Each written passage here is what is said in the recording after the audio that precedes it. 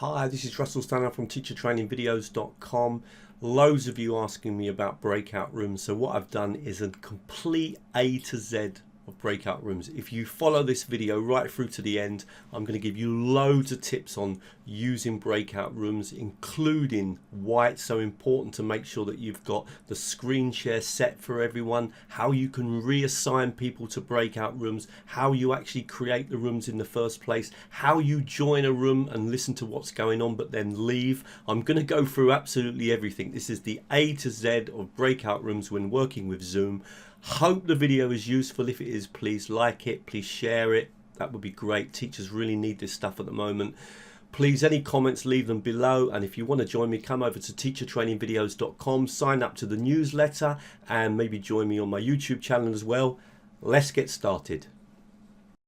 When you work with breakout rooms, and because you're probably going to be using them most of the time, it's a good idea in your general settings to set up your breakout room so that every time you schedule a meeting, you've always got a breakout room in that meeting. And to do that, just come onto your system, go onto meetings, come down to settings, and the setting you want to set, if you come down here, is if you come down, you've got here meetings, recordings, telephone. Just scroll down and you should see, as you scroll down here, and it's quite a long way down, it's actually the first setting in the advanced part. Okay, come to here and turn breakout meetings on, and that means every time you have a breakout meeting, then that will be activated. Now that is really the only thing that you need to worry about at the moment. The other important setting you can do when the meeting starts. If you click now on schedule a meeting, and we're just going to start a meeting straight away, so we're going to come into the meeting, start it off. You'll notice that the breakout room, okay, so you can see me on the screen now. I'm going to turn my camera off while I do this, so I'm just going to click there to turn off the camera, and we need to get into breakout rooms. Now the first thing about the breakout rooms is this: come to the breakout room, click here.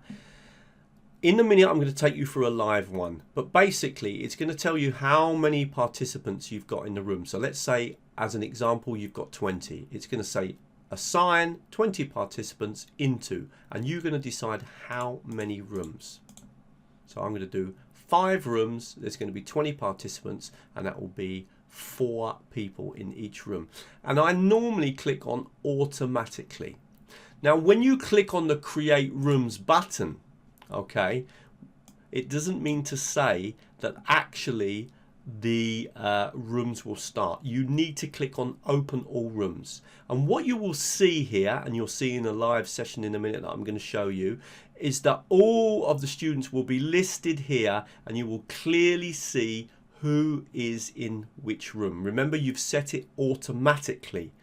And so it makes it really, really easy. You simply just click on automatic and the students are immediately put into their rooms. Now it is possible to move students out of rooms as well, but automatically they will be now in their rooms. Now what I'm going to do is I'm going to show you this live.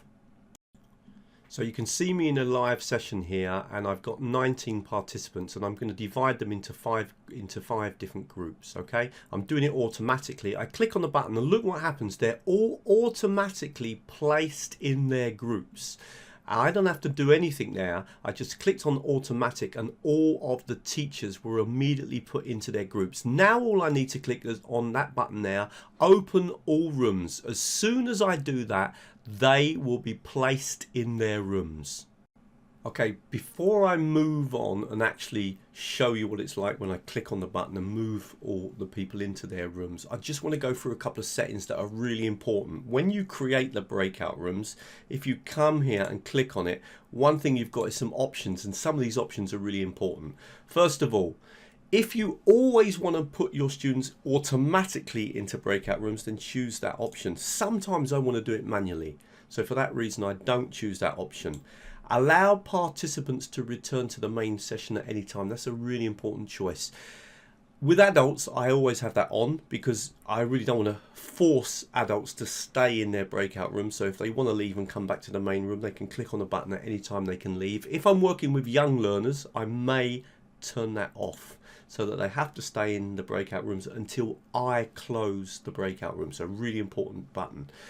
This next one is also important if you decide that you want to limit the amount of time. I don't generally use that, but you can have it that a breakout room is automatically closed after a certain amount of time. That can be good, for example, if you're in a lesson and you want to control how long the students are actually working in a breakout room. This last setting is super important.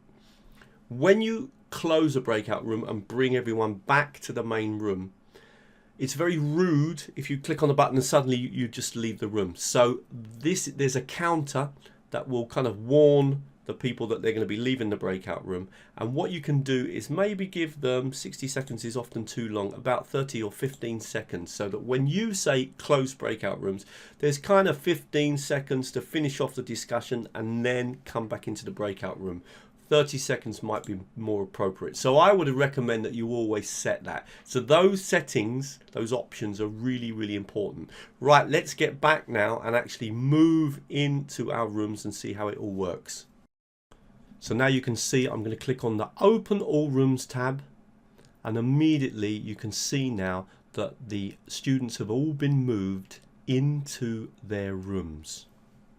And if I want to send them a message, then I can just simply click on broadcast a message to all, and that message will go out to all of the different groups. A really important button is the join button. It works so well. You just simply click on join and suddenly you find yourself in that group. Remember, when your students are in their breakout groups, you are on your own in the main room. But you can, at any time you want, just click on a join and you can go in, listen to the group, see them on the screen if they've got their webcams on, and of course you can give them help and support, etc. Now I'm going to join one of the rooms. I just click on breakout room 1, say yes, and in I go. So now I find myself in the breakout room, and it's just like being a member of the group. Nothing is any different at all. Now I can leave a breakout room at any time. When I join a breakout room, I'm just another member of that group. I can hear the discussions. I can engage in the discussions. If we're open on the webcam, I will be open on the webcam. But I can click on the breakout rooms at any time and just leave. And you can see me doing that now. I'm just clicking on the breakout room to leave it. At any time that I want to close the rooms, I just press on the close all rooms and it will bring everyone back to the main room. Remember, it will depend on how long I set the timer for. Was it 15 seconds or 30 seconds, etc. One thing when your students are in breakout rooms, if you want to move anyone, you just roll over their name and you'll see in a minute, I'm going to show you that you can just move them into another room, and you can just choose the room you want to move them to, click, and they will move to that room. So that can be quite nice if you suddenly want to reorganize the groups and perhaps have one person from each group go into another group and report back what the other group was saying. It can work really well, or bring everyone back into the main room and just get them to share their discussions. But that can be a really nice way of working. Takes a bit of practice, but it is possible to start moving students around, and I was doing some testing the other day with the system and it works really well. Now I actually forgot to record this live, but you can see I just roll my cursor over. It says move to. I click on the move to button and a list of classes come up. I click on the class and the student will go straight into that class. Now there's a couple of surprising things about breakout rooms that teachers often don't think about. I must admit I made this mistake at the beginning. If you don't give the option to the students, the participants, to share their screens, it will actually mean that when you go into the breakout room, there's nothing in the center of the screen apart from, of course, the webcams. If you want your students, for example, to talk over a PowerPoint slide or talk about it or talk about a picture or talk about a video or whatever, you need to give your students the option to screen share, so that when they're in their breakout rooms, whatever you want them to share on the screen is available to all the people in that particular group. So when you come down to here, and that's one of the reasons why you'll see that you've got this screen share, and go to advanced screen share options, and you will want to make sure that all participants can screen share, so that when they move into their breakout rooms, it's not just them talking using their webcams, but they can actually open up a PowerPoint slide, or open up a document, or open up a video, or whatever you want them. For example, it could be an interactive whiteboard. So that button is crucial. My advice is to also make sure that you put here only host. So the only person that can intervene when someone else is screen sharing is the host, that's you, but that all participants can share their screens and that only one participant at a time can do it. That is vital. I had this mistake several times. I did this mistake several times at the beginning. Of course, the students went into the rooms, they realized they couldn't share anything apart from just talking. There was no way of them opening up any documents or anything onto the screen. Now you can actually create breakout rooms manually. I don't do that. It takes longer. You'd have to move everybody in. But one really useful thing is when you go to click on your breakout rooms, and we've got some breakout rooms here. If you click on recreate, it will reset all the breakout rooms and put people into different groups. So for example, if you come back to the breakout rooms and you're going to do another exercise using breakout rooms, rather than put everybody into the same breakout room, click on the recreate breakout rooms button and then click on the open all rooms. So you can recreate the groups each time you go to use the breakout room, and that really can help you to make sure that the students are always working with different groups of students. Those are really useful tips and can make the breakout rooms way more engaging, particularly making sure that they can all screen share. Wow, that was a really long and complicated video to make. If you saw all the editing on the screen, you'd be amazed how complicated that was. I hope that was useful. I've gone through breakout rooms. I've covered, I think, almost everything. If you're looking for more videos, come to teachertrainingvideos.com. You can click on the Zoom section or the Ed Model section or lots of other sections there. If you want to follow my work, sign up to the newsletter. That way you keep up with all the latest videos and the webinars I run, etc. You can also sign up, of course, to the YouTube channel. That's getting really popular now. I think it's up to around 15,000. And if you want to contact me, you can also contact me from my website. And thank you very much.